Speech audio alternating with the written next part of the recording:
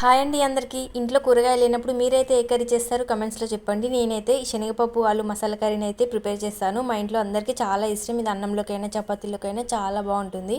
First అయితే శనగపప్పును ఒక 10 నిమిషాలు నానబెట్టుకొని మరీ మెత్తగా కాకుండా కొంచెం పలుగ్గా ఉండేలాగా ఉడకబెట్టుకొని పక్కన పెట్టుకోవాలి. తర్వాత కర్రీ చేసుకోవడానికి స్టవ్ ఆన్ చేసి ఒక గిన్నె పెట్టుకొని కర్రీకి సరిపడా ఆయిల్ వేసుకొని పచ్చిమిర్చి ఆనియన్స్ వేసి ఆనియన్స్లోని వాటర్ అంతా బయటకు వచ్చేసి ఆనియన్స్ బాగా ఫ్రై అయ్యేలాగా ఫ్రై చేసుకోవాలి. తర్వాత ఒక స్పూన్ వరకు అల్లం వెల్లుల్లి పేస్ట్ పసుపు వేసి కలుపుకొని ఆనియన్స్ అన్నీ మంచిగా ఫ్రై అయిన తర్వాత కొద్దిగా కరివేపాకు వేసుకొని ముందుగా కట్ చేసి పెట్టుకున్న ఆలు ముక్కల్ని వేసుకోండి. మీరు ఈ కర్రీలో టమాటో అయినా వేసుకోవచ్చు. నేనైతే టమాటో వేయలేదు.